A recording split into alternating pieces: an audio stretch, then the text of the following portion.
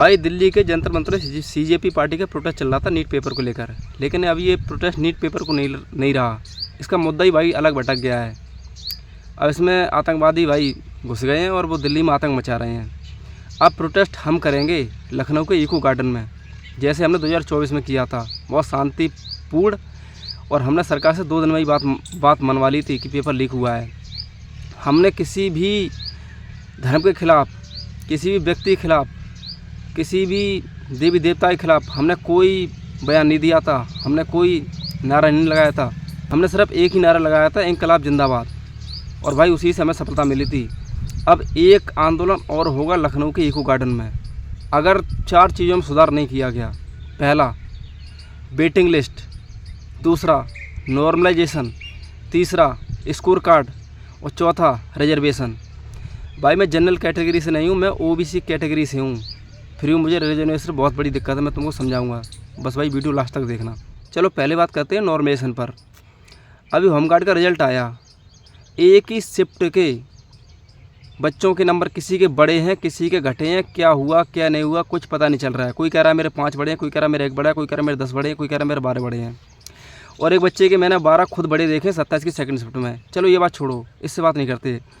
ये नॉर्मलाइजेशन करते कैसे हैं इसका किसी को नहीं पता, क्या फॉर्मूला है किसी को नहीं पता। किसी बच्चे के नंबर बढ़ जाते हैं उसी शिफ्ट में, किसी बच्चे के नंबर घट जाते हैं। भाई मुझे नॉर्मलाइजेशन चाहिए ही नहीं। जो पेपर कठिन था, क्या गारंटी है कि उसमें उस बच्चे की क्या गलती जिसका पेपर सरल था। किसी बच्चे का पेपर कठिन था तो भाई उसकी क्या गलती जिसका पेपर सरल था। तुम सबका एक ही शिफ्ट में करवाओ, नॉर्मलाइजेशन का झंझट ही ख़त्म करो। अगर मेरा पेपर कठिन है तो इसमें उस बच्चे की क्या गलती जिसका पेपर सरल था, जिसका पेपर कठिन है उस बच्चे की क्या गलती जिसका पेपर सरल है। तुम किसी के नंबर बहुत बढ़ा देते हो, किसी के घटा देते हो। भाई ये सब बहुत गलत चीज़ है, मुझे ये पसंद नहीं नॉर्मलाइजेशन। भाई इसी की वजह से बहुत बच्चे जो बहुत पढ़े लिखे हैं, जो बहुत काबिल बच्चे हैं, भाई उसकी नॉर्मलाइजेशन की वजह से भाई वो निकल जाते हैं। मैंने खुद देखा अपने दोस्तों के साथ, अपने साथ। चलो अब बात करते हैं वेटिंग लिस्ट। उत्तर प्रदेश में भाई किसी भी भर्ती की भाई ये वेटिंग लिस्ट नहीं लगाते हैं। वेटिंग लिस्ट लगाने में भाई इनको क्या दिक्कत है। तुमने अगर मान लो 40,000 वैकेंसी निकाली हैं तो 40,000 भरना तुम्हारा फ़र्ज़ है ना। उसमें 10-20,000 खाली रह जाए, चाहे 10,000 खाली रह जाए, चाहे 5,000 खाली रह जाए, चाहे 1,000 खाली रह जाए, इनको कोई मतलब नहीं है। वेटिंग लिस्ट लगाते नहीं है। कायदा तो ये कहता है जितनी भर्ती आई है भाई उतनी भर्ती पूरी होनी चाहिए। जितने बच्चों ने पेपर दिया है भाई, दौड़ लगाई है और DPST दिया है, फिर भी तुम भाई वेटिंग लिस्ट नहीं लगाते हो। पागल समझते हो भाई सबको। टीचर्स वीडियो बनाते हैं कि वेटिंग लिस्ट जारी करो, नॉर्मल स्कोर जारी करो, कुछ भी करो, लेकिन ये इनके कान पे जूं नहीं रंगते, इनको कोई फ़र्क नहीं पड़ता है। ये सबको पागल समझते हैं, पता नहीं क्या अब दिल्ली में भुगत रहे हैं। तुम पहले से क्यों नहीं सुनते हो बच्चों की? जब बच्चा प्यार से कहता है, जब टीचर ऑनलाइन कहता है, तुम सोचते ऐसी बक रहे हैं, बकने दो। तुमको वेटिंग लिस्ट लगाने में एक दिक्कत हो मुझे बताओ, ऐसी क्या दिक्कत है बच्चों को बताओ। वेटिंग लिस्ट लगाने में किसी को कैसी दिक्कत होगी? बस 2-4 बच्चे बुलाने हैं और उनका मेडिकल कराना, उन्हें ज्वाइनिंग करवाना है, दौड़ सब लगाए होते हैं, DPST सब कराए होते हैं। तुम्हें कुछ करवाए नहीं है, तुम्हें तो बस उनको बस भर्ती करना और कुछ नहीं करना है तुम्हें। और तुम पता नहीं क्यों नहीं लगाते हो, मुझे समझ नहीं आता है। ये भर्ती बोर्ड का भी स्कोर कार्ड जारी नहीं करता। इसने अभी SI का स्कोर कार्ड जारी किया, उसमें कोई मतलब नहीं निकला। अंकित सर खुश हो गए। मुझे ये बताओ उसमें कहाँ फ़ायदा हुआ? उसमें इन्होंने नॉर्मलाइजेशन नंबर डाल दिए।